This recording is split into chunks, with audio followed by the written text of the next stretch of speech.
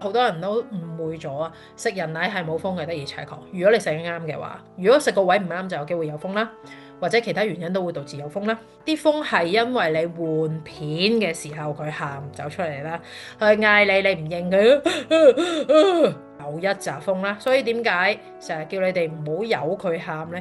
有佢喊其中一個問題，除咗 stress 之外，就係其實你會令到個 BB 好多風㗎，好多風佢個肚唔舒服，佢跟住又喊又惡性循環㗎啦。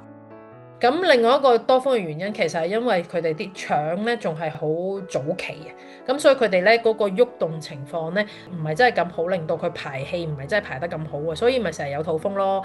咁所以咧得閒咧就同佢可以望住個電視機做都得㗎，順時針。